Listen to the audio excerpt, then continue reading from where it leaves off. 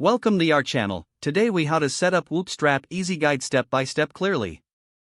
Begin by unpacking your Whoop strap from the box. Take the strap and the battery pack out carefully.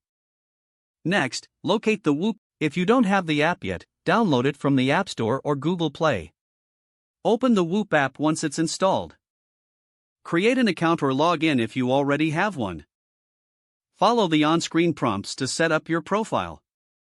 Select your preferred measurement units, either imperial or metric. Once your profile is complete, the app will prompt you to connect your Whoop strap. Make sure your strap is charged by connecting it to the charging dock. Wait until the strap shows a green light, indicating it is fully charged.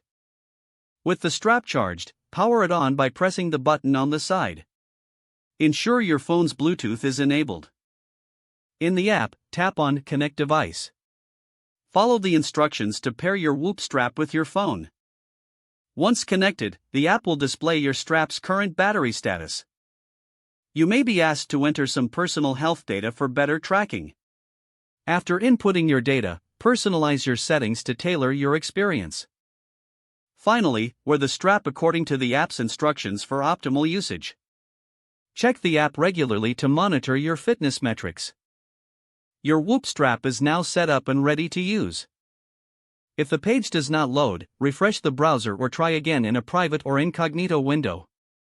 Make sure you are using the correct email address, then retype it carefully to avoid small typos. If your password is not accepted, use the reset option and create a new strong password you can remember. Check your spam folder for verification or security emails, then complete any requested confirmation steps. Enable two-factor authentication if available to improve account security and reduce unauthorized access risk.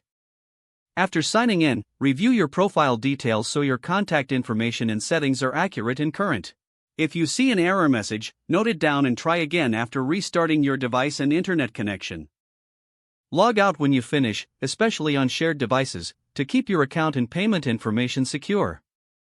Don't forget to like this video and subscribe to our channel for more step-by-step tech guides.